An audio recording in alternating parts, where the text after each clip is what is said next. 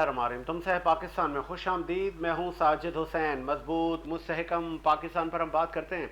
हम बात करते हैं कैसे मुल्क मिल्लत की तामीर और तरक्की में हमने अपना किरदार अदा करना है। वही हुआ जो कि एक्सपेक्ट किया जा रहा था, जो तज्जियों में हम सुन रहे थे, जो अकाबरीन बता रहे थे कि बानी पीटीआई को अदलिया की तरफ से इंसाफ मिलेगा, रिलीफ मिलेगा। कुछ मोअज़्ज़िज़ जजेस उनकी फेवर में आ गए हैं। फिर शहबाज शरीफ ने कहा था काली भेड़ें, जिस पर अटॉर्नी जनरल ने कहा नहीं, मौजूदा जजेस को नहीं, माजी के जजेस को ये कहा जा रहा है। इदारों में ये चल रहा था तजाद, लेकिन अब फाइनली साइफर केस में इस्लामाबाद हाई कोर्ट ने शाह महमूद कुरैशी और बानी पीटीआई इमरान खान को रिहा कर दिया है, जिस पर चेयरमैन पीटीआई गौहर खान का कहना है कि बहुत जल्द बानी पीटीआई अवाम के बीच में होंगे, उनको रिलीफ मिलना शुरू हो गया है। इस पे हम बात करेंगे पाकिस्तान की मुआशी सूरत हाल कैसी है, जो इक़्तिसादी सर्वे है, महंगाई पिछले साल से कम हुई है। तमाम चीज़ों पर बात करने के लिए इस वक्त फ़ोन कॉल पर मैं ज्वाइन किया है सैयद सज्जाद अली शाह ने। आप निजी टीवी के ब्यूरो चीफ हैं, कई बार आपने मुल्की सियासत। शाह साहब खुश आमदीद कहेंगे शो में। बहुत शुक्रिया। शाह साहब वही हुआ जो कि तज्जियों में, तफसरों पर, फिर मीडिया पर पाबंदी, कुछ कोर्ट रिपोर्टर्स पर पाबंदी, बड़े मामला चले, गर्मा गर्मी थी, हुकूमत वर्सेस इस्टेब्लिशमेंट, हुकूमत सॉरी वर्सेस अदलिया, अदलिया वर्सेस इस्टेब्लिशमेंट। बिलाखिर नतीजा आना शुरू हो गए हैं, तो आप क्या कहेंगे, अच्छा हो रहा है? देखिए जी, ये जो नताइज आ रहे हैं ये एक्सपेक्टेड नताइज है, कोई ये अचंभे की बात नहीं है। अच्छा। क्योंकि जो जब आप देखते हैं कहीं पे माइंस की डेमोलिशन चल रही होती है, तो जो माइंस बिछाता है ना पहाड़ों के अंदर, हाँ हाँ, वो बड़ा एक्सपर्ट होता है, उसको पता होता है मैंने कहाँ कहाँ माइंस लगाई है। ठीक है। तो माइंस बिछाने वाले ने भी सारा जो है उठा के इस वक्त के डायरेक्टर प्रोड्यूसर को दे दिया है कि यहाँ पे माइंस है, संभालना। तो माइंस संभालने का मतलब ये कि उनको डिक्लेयर किया जाए पहले, ठीक है, कि यहाँ पे है, यहाँ से बच के जाना है। तो वो चीजें अब डिक्लेयर होना शुरू हो रही हैं, आहिस्ता आहिस्ता सफाई हो रही है। ये मैं नहीं समझता कि कोई ये बहुत बड़ा काम हो रहा है। देखें, बड़ी क्लियर बात करूंगा, ठीक है। बानी पीटीआई बैठे हैं जेल के अंदर, ठीक है। पाबंद सलासल है। मैं पिछली शो में भी आपकी बात कर चुका हूँ कि उनके हवारी जो है इंतशारी टोला बन के खुद तो नुकसान पहुंचा रहे अपने आप को भी, मुल्क को भी, इदारों को भी, और साथ में उनको भी नुकसान पहुंचा रहे। अच्छा। और इसी सिलसिले की एक कड़ी अमेरिका से जुड़ी, जो आपको याद होगा कि अभी ट्वीट किया गया, जिसमें 71 के हवाले से हमूदुर रहमान कमीशन रिपोर्ट का जिक्र किया गया। ये तमाम चीजें जो हैं ये 1 और 9 मई इन्होंने क्रिएट कर दिया, जिसमें हालांकि एक शख्स जो है वो पाबंद सलासल है, वो अंदर बैठा, उसके पास मोबाइल नहीं है, उसके पास कोई सहूलत इस टाइप की नहीं है, ठीक है, लेकिन उसके अकाउंट को यूज किया गया। तो ये बाहर लोग किसके कहने पे चल रहे हैं, कौन इनको चला रहा है, बेलगाम घोड़े हैं, क्या बातें हो रही हैं। अदलिया को ये लोग बुरा भला कहते हैं, आज साइफर का फैसला आ गया तो अदलिया अच्छी हो गई। इदारों को बुरा भला कहते हैं, कोई बेहतर बात हो जाए तो इदारे अच्छे हो गए। आपने बयान गौहर का सुना होगा, गौहर साहब ट्वीट से जो है वो पहले दिन जो है वो मुत्तफिक नहीं थे, पहले दिन उन्होंने इस पे जो है वो बाकायदा तजाद वाला बयान दिया था। आज वो साइफर केस के मामले में जो है वो खुशाइन करार दे रहे हैं इसको।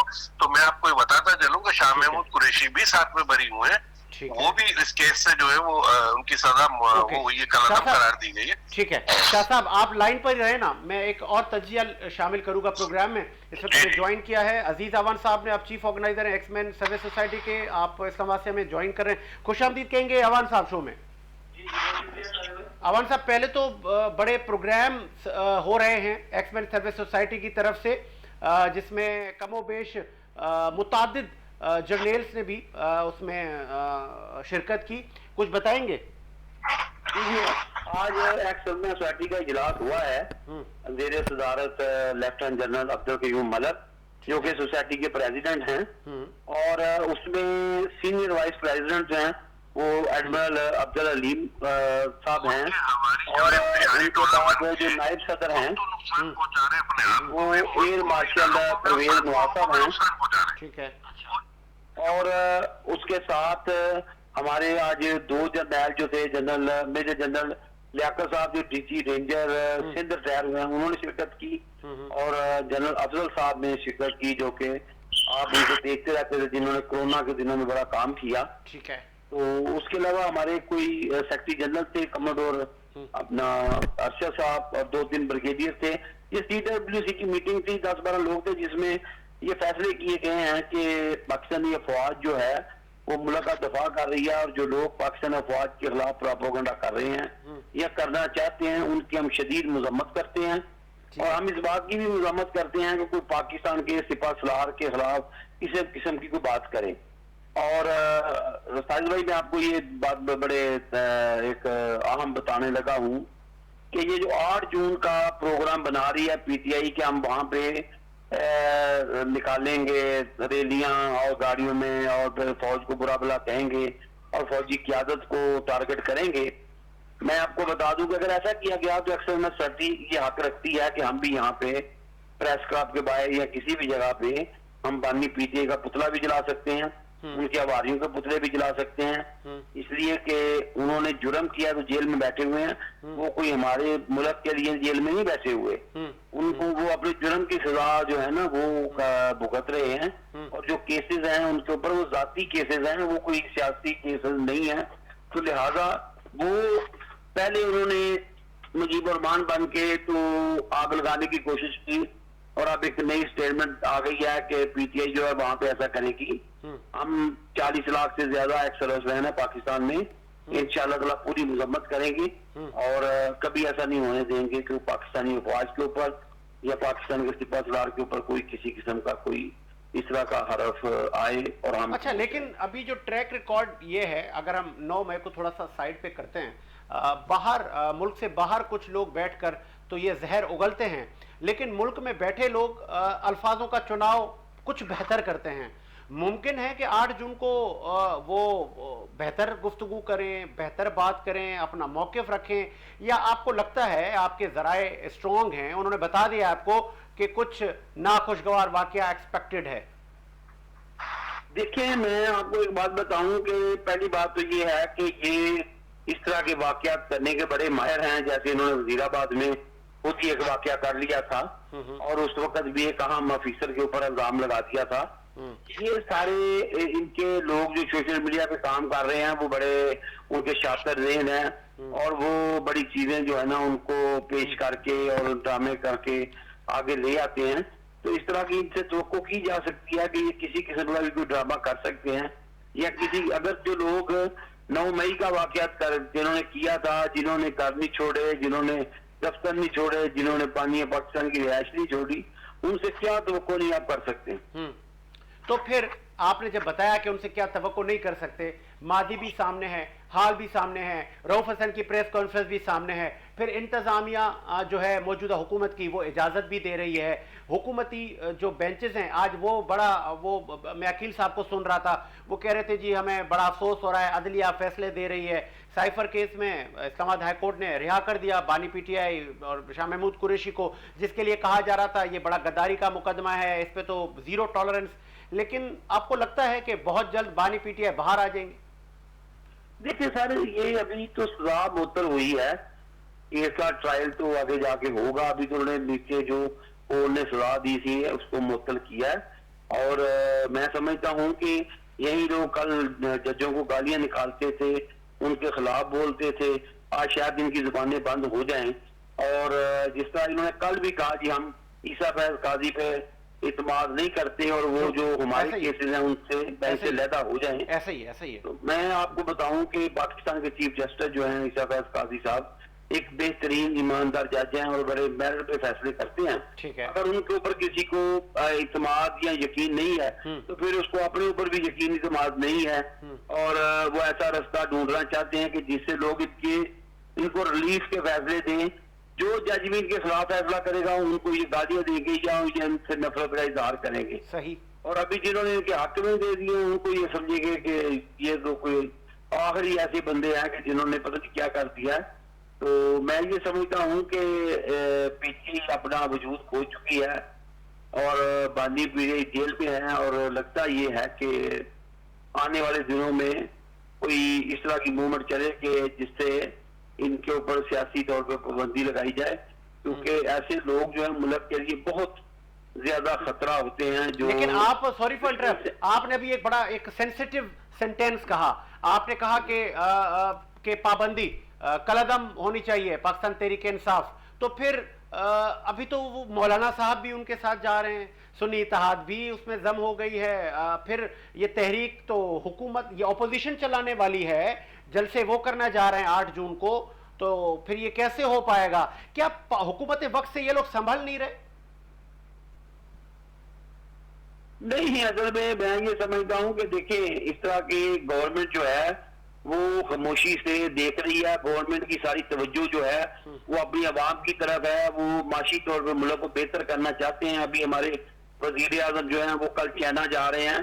तो ये पीटीआई जो है इस तरह के वाकयात करके तो इस तरह की सोचे छोड़ के उनकी तवज्जो हटाना चाहती है। मैं समझता हूँ इस वक्त फौजी क्यादत भी, वजीर आजम पाकिस्तान भी, प्रेसिडेंट भी, सब लोग जो है मिलकर मेहनत करके मुल्क को इस बहरान से निकालना चाहते हैं कि जो हम इस माशी क्राइसिस में फंसे हुए हैं, तो उससे निकल जाएं और लोगों को रिलीफ दें, और ताकि लोग जो है वो इस महंगाई के जंगल से बचें और ज्यादा से ज्यादा आवाम जो है उनके लिए को अच्छे बेनिफिट दिए जाएं ताकि लोगों को अपनी हुकूमत के ऊपर इत्मीनान आए।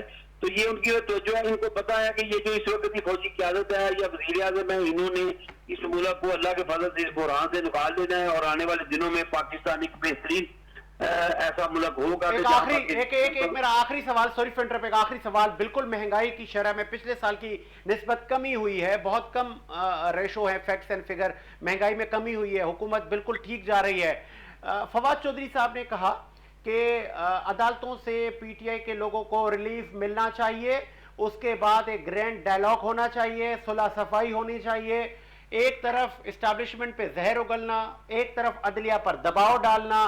फिर फवाद चौधरी साहब आ गए नरम मीठे लहजे में। ये मुनाफिकत नहीं है?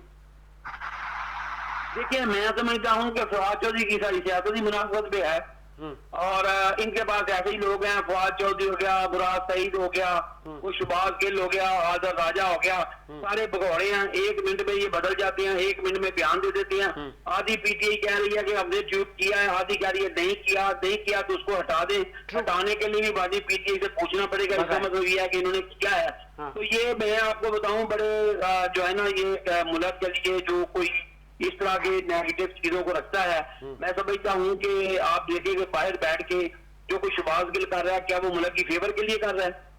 और बानी पीटीआई अगर जेल में गया तो वो केला जेल में गया, क्या नवाज जेल में नहीं गया, शुभाषी जेल में नहीं गया, मुस्लिम लीग नून के लोग जेल में नहीं गए और जमातों के लोग जेल में नहीं गए? ये कोई लहदा फरिश्ता था कि जेल में चला गया तो क्यामत आ गई है? जिसका पीसी होटल से खाना जाता है, जिसको अभी भी देसी मुर्गा मिलता है, जिसके लिए बड़ी मुराद है, जो रोज अपनी फैमिलियों को मिलता है, जो वीडियो लीक के लिए अदालतों में हाजिर होता है, खुदा के वास्ते हमारे जो जजेस रात हैं थोड़ी सी हमारे ऊपर मेहरबानी फरमाएं और थोड़ी सी शफकत करें।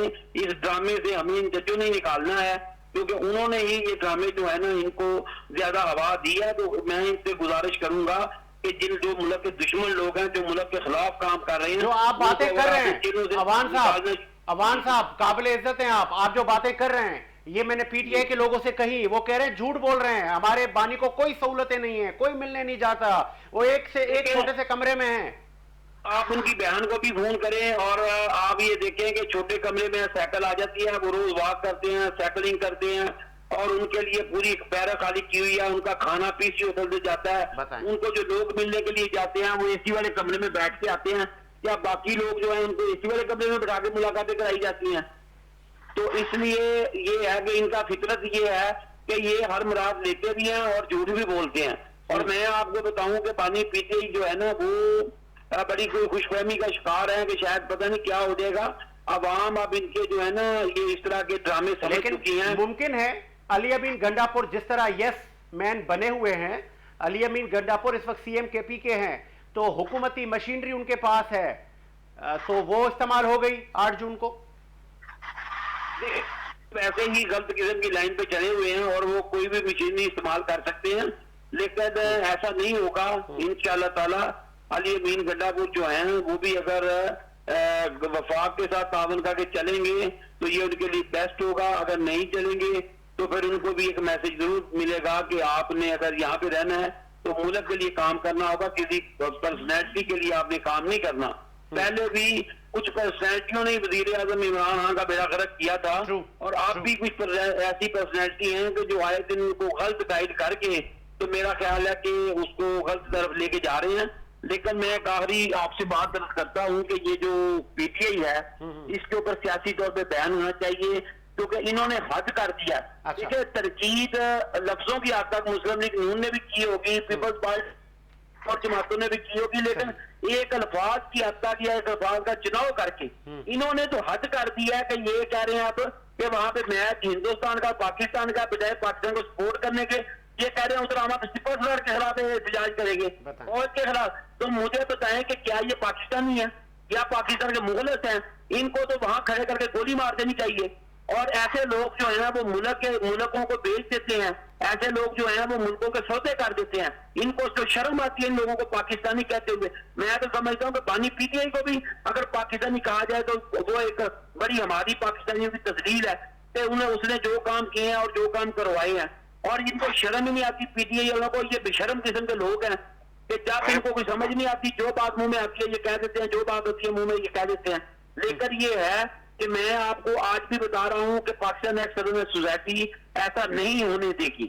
अगर मौजूदा दिनों में या 8 तारीख को या अली अमीन गंडापुर में या किसी में पाकिस्तान में या पाकिस्तान से बाहर पाकिस्तानी अफवाज के खिलाफ या पाकिस्तान के सिपहसालार के खिलाफ कोई किसी किस्म का इंतजार बुलाने की कोशिश की, बदमज़गी की, तो वो बचेंगे नहीं। उनके लिए सख्त मैसेज होगा और इंशाअल्लाह ताला हम उनके साथ वो सलूक करेंगे, वो जिंदगी भर याद रखेंगे। ठीक है जी, बहुत शुक्रिया आपके कीमती वक्त आवान साहब ने अपना मौक़िफ़ दिया।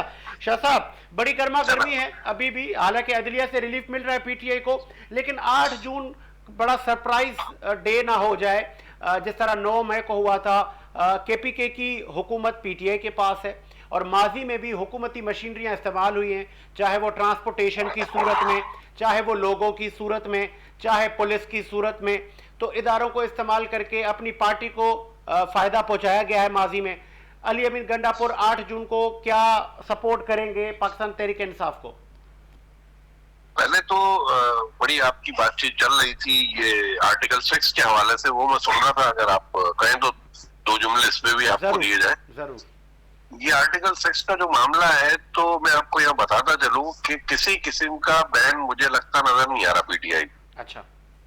उसकी वजूहत है, पीटीआई अब जमात रही नहीं, सियासी जमात होगी तो बैन लगेगा। अच्छा। अब ये सियासी जमात नहीं रही, अब ये एक इंतशारी टोला है जो डिवाइड हो चुका है, और इसमें इतने लोग ताबूत में कील ठोक रहे हैं बानी की कि बानी को अडियाला से बाहर लाना ये लोग चाहते ही नहीं है। अच्छा। अगर आप पावर की बात कर रहे हैं, अली अमीन गंडापुर की पावर की, एक सूबे की पावर की, और एक वाकई में वो वजीर आला की हैसियत से पूरे सूबे को रन कर रहे हैं, तो बानी अब तक अंदर क्यों है? प्लेटफॉर्म मौजूद है, पावर्स मौजूद है, असेंबली हॉल मौजूद है, कौमी असेंबली का प्लेटफॉर्म पक्का इनके पास मौजूद है।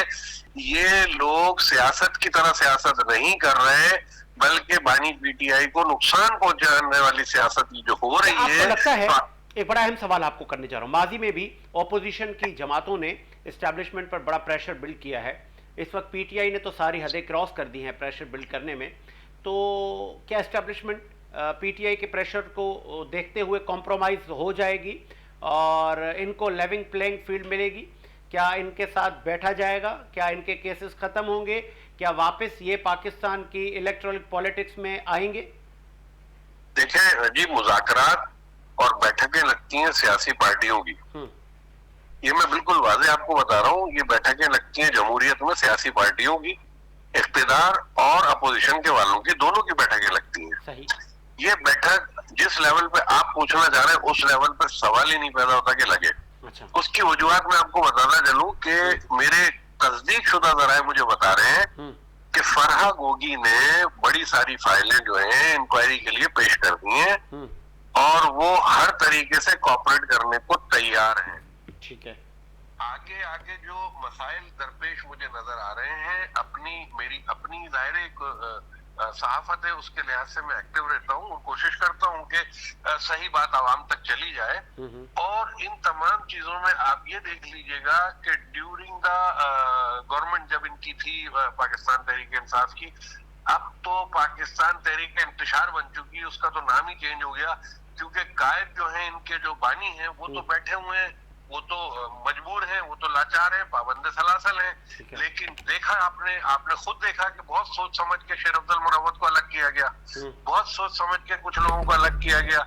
इस वक्त अंदरूनी क़यादत ये फैसला नहीं कर पा रही कि बाहर अपना कौन है और पराया कौन है। तो मैं नहीं समझता कि इनसे कोई मुज़ाकरात की जरूरत है। जिस तरीके से एविडेंसेस क्रिएट होते जा रहे हैं। शाह साहब सॉरी फॉर इंटरप्ट। शाह साहब 8 जून को पीटीआई जलसा करने जा रही है, अवामी पावर शो होगा, फिर उसमें तकारीर होंगी।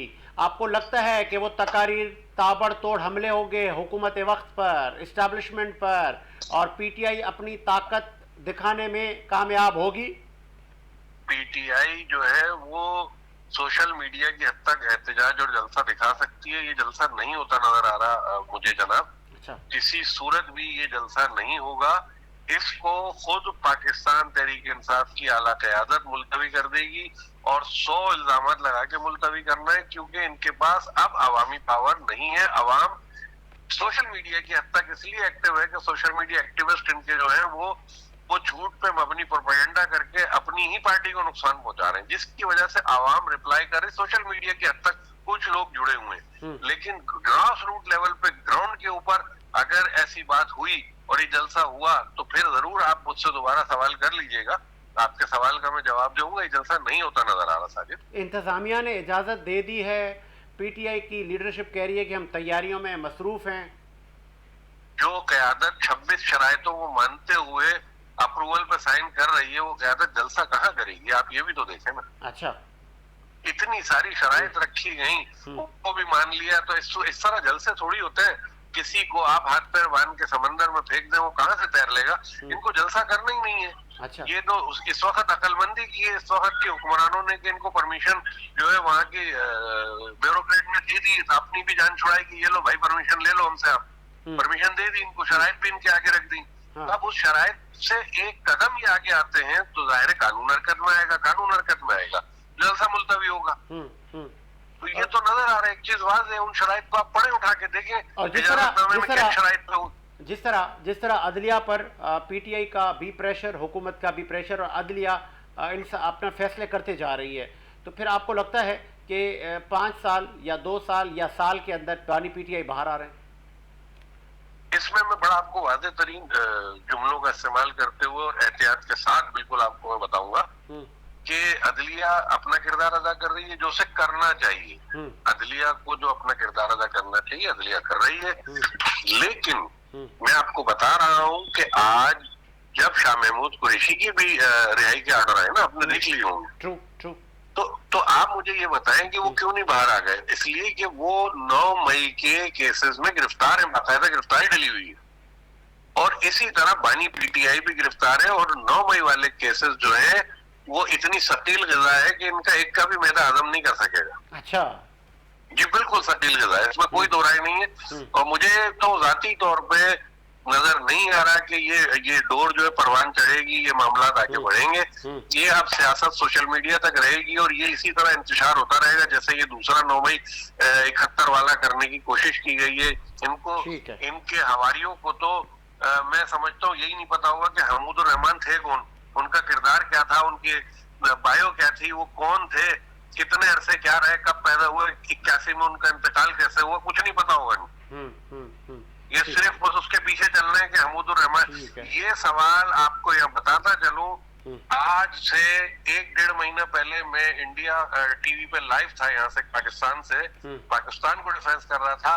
तो वहाँ उनके रिटायर्ड डिफेंस के जो बैठे हुए थे और दीगर तज्जिया निगार बैठे हुए थे, वो मुस्तकिल मुझे इस तरफ लेके आ रहे थे हमीदुर रहमान कमीशन रिपोर्ट पे और 71 की वॉर के ऊपर, बांग्लादेश के सकूत पे ये मुस्तकिल मुझे लेके आ रहे थे, मुस्तकिल मेरे ऊपर हमले कर रहे थे। वहां से 5-5 लोग मिलके ये काम कर रहे थे, तब वो वहां कामयाब नहीं हुए, तो ये इस तरीके से एक साजिश रचाई गई। और अब जो है वो एक नया सवाल बन के ये इसलिए उठाए, पाकिस्तानियों के लिए होगा नया सवाल, लेकिन मैं समझता हूँ दुश्मन जो है वो तो इस सवाल को लेकर ढोल कब से बजा रहा है। लेकिन कोई ये भी तो, मैंने उनको जवाब दिया, आज भी मैं जवाब दे रहा हूँ कि general Niazi, who is the general Niazi जिसने ये ऑर्डर किया सरेंडर के? मेरी फौज लड़ रही थी, मैं पाकिस्तानी हूँ, पाक फौज बड़ी बहादुरी और दिलेरी से लड़ रही थी।